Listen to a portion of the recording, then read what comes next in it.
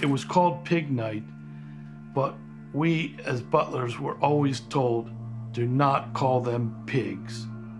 I don't know why he called them pigs. Say what now? Not Diddy out here sacrificing little people in rituals and feeding them off to pigs. It turns out that apart from Diddy allegedly touching and trafficking little people between the ages of 9 to 18 years old, he was also sacrificing them for more fame and power. One of the women who was hired as an at these freak-off parties, Allison Carter, just came out to spill the tea about what she saw being done to those little people, and it left her completely traumatized. Diddy would allegedly make these little people eat their own, sleep in their own fecal matter, and even worse, he would sometimes make them eat his matter while he recorded it and pleased himself. To make matters even worse, his ex-bodyguard Gene Deal also stepped into the chat to reveal another kind of ritualistic sacrifice that Diddy indulges in, which involves him unaliving birds and drenching himself in their red fluid. This entire mess got exposed a few days ago when a woman who was an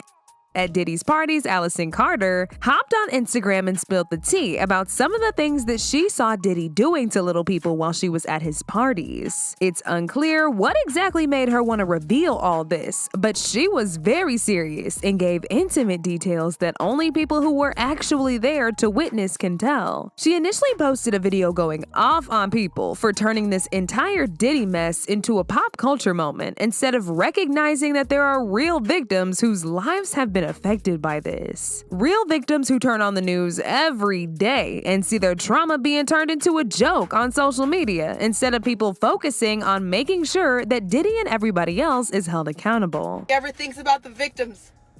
Nobody. The victims' lives get turned around when the predators' lives want to just get announced. You slap them on the wrist and you bring up every source of trauma for the victim. But nobody wants to stop and think about that.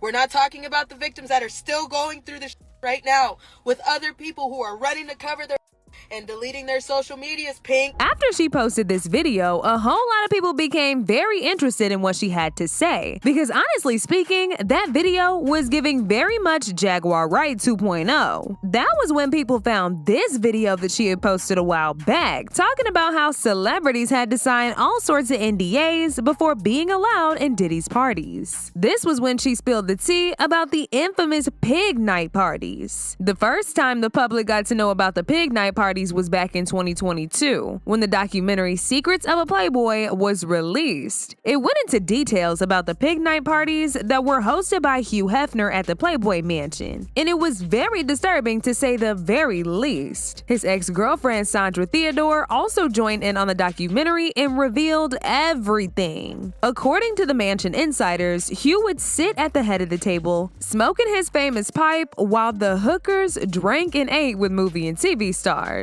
They say the girls would get ratings and quick medical checks before slipping out of the room for rendezvous with the celebs. While folks in the mansion knew what Hefner and his cohorts labeled the evening, they say he insisted that the were never to be called pigs, nor were they told what everyone around them was calling the event behind their backs. Thursday night, Hefner had two bring up 5 or 6 girls each in their cars. It was girls that they would pick up on Sunset Strip. At that time, Sunset Boulevard was a very big prostitution place. That's where you went to pick up somebody. It was called Pig Night, but we as butlers were always told, do not call them pigs. This was Hefner's term for them. I don't know why he called them pig. But according to Allison, it wasn't just Hugh who was hosting these wild parties. Diddy was allegedly having them too, and his even more disturbing. She said the girls and boys who were at these parties were not allowed to eat anything because they didn't want them to throw up as a result of the things they'd been indulging in. Apparently, this rule was much harder on the men since the people freaking off at these parties with them were worried that if the men ate too much food, they may poop during it. But get this, y'all. Some of the very powerful people who attended these parties allegedly had a for that kind of stuff, poop and so they would sometimes do the opposite by making the male eat a lot so they end up or pooping while having intercourse. And then after that, they'd make them lay in it. Watching an episode called Pig Night. When I went, they tried to feed us, and I remember it because when Pig you night. have to do Say what? orders, jobs like that, you don't eat. You're not allowed to eat. You actually have to like starve yourself, because when you have to do those type of jobs, you can't eat because you will throw up. Really?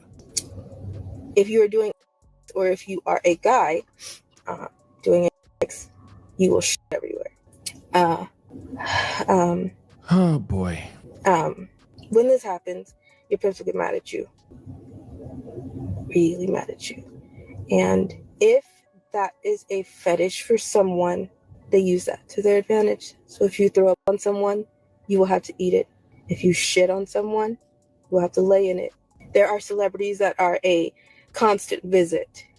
Child, this is beyond disgusting, y'all. Allison also alleged that some of the people in question were little people, and they were allegedly made to indulge in some things very similar to what the adults were doing. But see, it's not just these wild parties that Diddy was allegedly indulging in, y'all. It turns out that he has another bizarre ritual that he does, and it involves him unaliving a bird and spilling red fluid all over himself. This was revealed by his ex-bodyguard, Gene Deal, who said Diddy apparently made his sacrifice at Central Park just hours before he appeared in court for the 1999 club involving Shine. He revealed this in a new Hulu documentary titled The Honorable Shine, in which he was called to star in and give some details that he had never shared before of the things that he had seen while working for Diddy. Gene claims that while Diddy was on his way to the trial, he stopped at Central Park to meet up with a man who he believed was from some occultic group that Diddy had belonged to. When they approached this man, Diddy dropped to his knees in front of this man, and the man started spreading smoke around Diddy, almost like Diddy was worshiping him and he was blessing him. According to Gene, he believes the smoke would have been caused by him burning sage. The man was holding a Bible while praying and laying hands on Diddy. He then told Diddy to remove a white bird from a cage. After Diddy threw the animal into the air, it dropped to the ground dead. Hours later, Diddy was acquitted of all charges and Shine ended up taking the fall. From the looks of it, this was some kind of protection to shield him from any negative outcome of the trial. Gene later appeared in an interview and he revealed some even more graphic details about that bird sacrifice. He said it was always in Diddy's plans to set Shine up to take the fall for that, because there was no way he was watching himself go to jail and he was gonna do anything not to make that happen, even if that meant getting them demonic spirits involved. When we were on our way to court, I knew that they were setting Shine up to take the fall. When Shine decided to get his own lawyers, I knew that they was gonna set Shine up to take the fall, which by right, he should have took the fall. But they shouldn't have helped by giving the prosecution witnesses to testify against Shine. Before we get to the courts, me and Puff stops in the Central Park and we walk towards the boathouse. And I'm wondering where we going, bro. You know what I'm saying? We're in the park. I'm wondering where we going. And as we going towards the boathouse, I look in the distance and it's this man in all black. He's in all black. And he turns and it looked like he had the white collar. I couldn't be sure. I couldn't be positive, but it looked like he had the white collar because Puff said, yo, Gene, stay right here. And I stayed right there and he kept on walking. So when Puff get directly to the dude, he gets down on his knees. When he gets down on his knees, this man takes something and it seemed like it had smoke in it and he started doing it around Puff. And then he went back and forth and then he went up and down with it, sideways with it, then back around him. And then he put it down and then he put his hand on Puff's head and I guess he started, saying something. I don't even really know what he said, but I couldn't tell what he said. You understand what I'm saying? Long story short, I see Puff reach into this case. And when he reached into this case, he came out and you could see something white in his hand. I didn't know it was a bird. I didn't know what it was at first. But he threw it up in the air. And when he threw it in the air, the came straight back down like it was a brick and said, "Bow" on the concrete. And I was like, oh, that was a dove. That was a bird. Puff just got up. Puff just looked at the dude and just started walking towards me. And when he came out, we came out, and him and Wolf won, and they say Shine was charged with the and everything like that. And we end up going over to the Peninsula. It's some hotel called a Peninsula downtown, and he gave a big party in the presidential suite the night Shine went to jail.